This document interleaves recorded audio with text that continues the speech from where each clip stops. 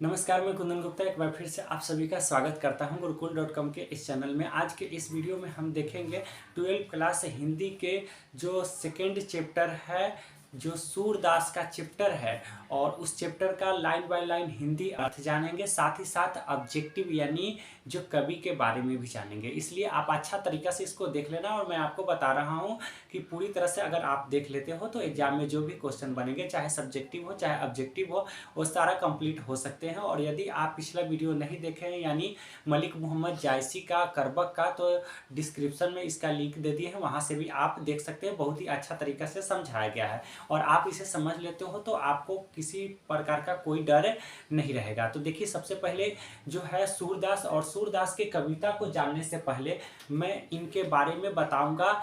जो इनका जो भी रचना रहा है, जो जन्म स्थान रहा है, तो इनके बारे में मैं आपको बताऊंगा। तो बहुत ही अच्छा तरीका से इसको देख लीजिएगा। तो सबसे पहले देख लीजिएगा, तो जन्म, तो सूरदास का जो जन्म है वह जन्म जो हुआ है 1478 ईस्वी में हुआ है। याद रखिएगा, 1478 ईस्वी में हुआ है। लेकिन जन्म और मृत्यु जैसे मलिक मोहम्मद जायसी का अनुमानता है ना, यानी निश्चित नहीं रहा है, उसी तरह से इनका भी जन्म स्थान यानी जन्म जो है वह निश्चित नहीं है। उसके बाद जो जन्म स्थान जो है, तो दिल्ली के निकट सीही नामक गांव में जन्म हुआ था। याद रखिएगा, दिल्ली के निकट जो है सीही नामक गांव, और उसी सीही नामक गांव में इनका जन्म हुआ है। उसके बाद आगे अगर हम लोग चले तो इनका निवास स्थान, तो निवास स्थान वृंदावन ज्यादा रहे हैं, गौ घाट ज्यादा रहे, और पारसोली गांव, ये उत्तर प्रदेश में पड़ता है। तो उत्तर प्रदेश के पारसोली गांव, वृंदावन और गौ घाट में यह ज्यादा रहे हैं। और गौ घाट से आप समझ लीजिए, गौ यानी सबसे यह कृष्ण भक्त रहे। याद रखिएगा, तो कृष्ण भक्त रहे। कृष्ण क्या करते थे? गाय चराते थे ना। तो यह जो है गौ घाट यानी यह कृष्ण भक्त रहे हैं। जो इसको आप अच्छा तरीका से इसको देख लीजिएगा। आगे जो है ध्यान से समझ लीजिएगा, इनके दीक्षा गुरु, तो दीक्षा गुरु महाप्रभु वल्लभाचार्य। याद रखिएगा, इनका दीक्षा गुरु महाप्रभु वल्लभाचार्य, और इनका दीक्षा काल जो रहा है ना, 1509 से 1510 ईस्वी तक रहा। याद रखिएगा, 1509 से 1510 ईस्वी तक इनका दीक्षा काल।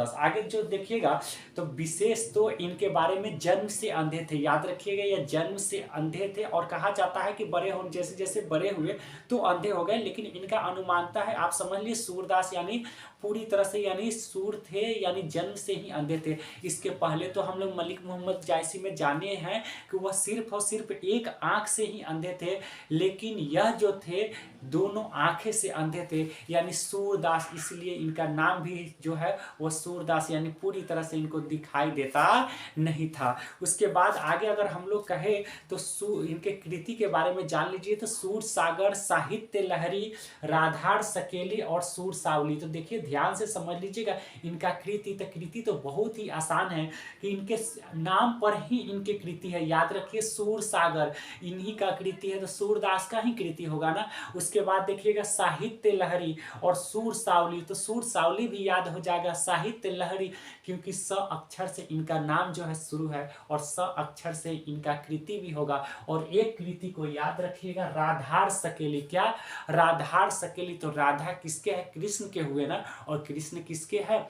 जो सूरदास के। तो यानी सूरदास किसके भक्त थे? कृष्ण के भक्त थे। तो राधा किसके हुए? कृष्ण के। और कृष्ण किसके हो जाएंगे? तो सूरदास को। तो यह कृति को ध्यान में रखिएगा।